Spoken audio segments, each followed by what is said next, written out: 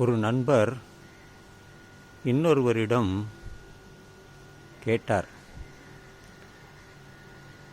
உங்கள் மகனை எப்படி வளர்க்க வேண்டும் என்று. அந்த நண்பரோ சொன்னார், இந்த புராணத்தில் வரக்கூடிய கண்ணப்ப நாயனார் தன் கண்ணை பிடுங்கி ஒரு சிவனுடைய சிலையில் வைத்ததாக ஒரு புராண கண்ணப்ப நாயனார் கதை இருக்கிறது. அதுபோல நீங்கள் உங்கள் கண்ணை பிடுங்கி யாருக்கும் தர வேண்டாம்.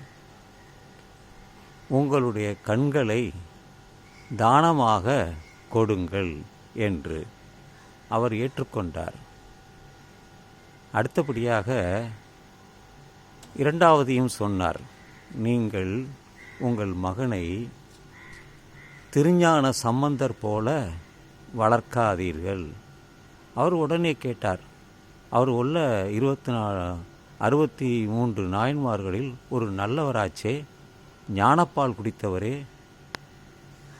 பார்வதி தேவி தன்னுடைய முளையில் இருந்து பாலை கொடுத்தவரேச்சே, ஏன் நீங்கள் அவரை போல வளர்க்க வேண்டாம் என்கிறீர்களே என்று கேட்டபொழுது நண்பர் சொன்னார், அவர் பார்வதி பாலும் கொடுக்கவில்லை, இவர் ஞானப்பாலும் பெறவில்லை, மாறாக அந்த சமண பெண்களை கற்பழித்து கொன்றான்.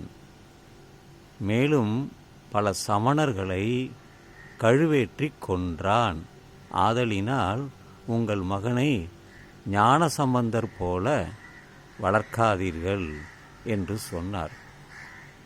அப்படிப்பட்ட மகன் எனக்கு தேவையில்லை என்று சொல்லிவிட்டார்.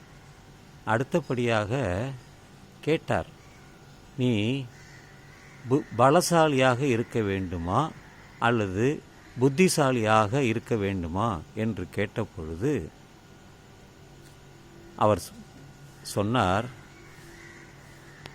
பலசாலியும் ஆகவும் புத்திசாலியாகவும் இருக்க வேண்டும் என்றார். ஏன் அப்படி சொல்கிறீர்கள் என்றால், உடலில் பலம் இருந்தால் நீங்கள் எதையும் சாதிக்கலாம். உடலில் வலு வேண்டும், அதற்கு நல்ல உணவு வேண்டும், நல்ல காய்கறிகளை சாப்பிட வேண்டும். இந்த மாமிசங்களை நீங்கள் சாப்பிடக்கூடாது. ஆதலினால் பலசாலியாக இருக்க வேண்டும், எதையும் சாதிக்க முடியும். இந்த உலகத்தில் எத்தனையோ நிகழ்ச்சிகள், இந்த பந்தயங்கள் நடக்கிறது, அதில் நீங்கள் கலந்து கொண்டு புகழ் பெறலாம் என்று சரிதான் என்று ஒற்றுக்கொண்டார். அடுத்தபடியாக புத்திசாலியாகவும் இருக்க வேண்டும். புத்திசாலி என்றால் என்ன? அறிவாளியாகவும் இருக்க வேண்டும், பகுத்தறிவாளியாகவும் இருக்க வேண்டும். அதற்கு ஏதாவது ஒரு உதாரணம் சொல்லுங்களேன் என்று கேட்டபொழுது அவர் சொன்னார், தந்தை பெரியார் போல. ஏனென்றால் அந்த சமுதாயத்தில் சாதியும் மதமும் மூட நம்பிக்கைகளும் அதிகமாக இருந்தது. ஆதலினால் அவரை போல ஒரு பகுத்தறிவாளியாக உங்கள் பிள்ளையை வளருங்கள் என்றால் அதையும் ஏற்றுக்கொண்டார். வேறு யாராவது சொல்லுங்களேன் என்றால், வள்ளலார் போல, ராமலிங்க அடிகள் போல நீங்கள் உங்கள் பிள்ளைகளை வளருங்கள். காரணம், அவனுக்கு அங்கே கருணையும் அன்பும் மனதில் இருக்கும். பசித்தவனுக்கு தன் பொருளை மூலம் அவனுக்கு சாப்பாடு செய்ய முடியும். அணையா அடுப்பாக வடலூரில் இருக்கிறது போல நமது வயிற்றிலும் அந்த பசி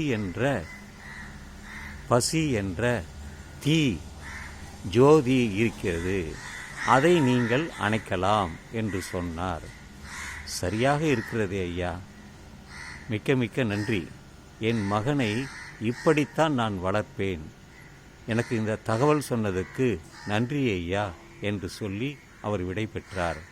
நண்பர்களே, புராணத்தில் வரக்கூடிய கதைகளாக இருந்தாலும் அதில் இருக்கக்கூடிய எது நல்லது எது தீயது என்பதை உங்களுக்கு நான் சொல்லிவிட்டேன்.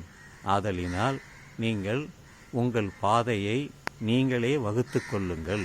இது சரியா அல்லது தவறா என்று பகுத்து ஆராய்ந்து அதன்படி நீங்கள் செய்வாக என்று சொல்லி அவர் மறைந்து போய்விட்டார்.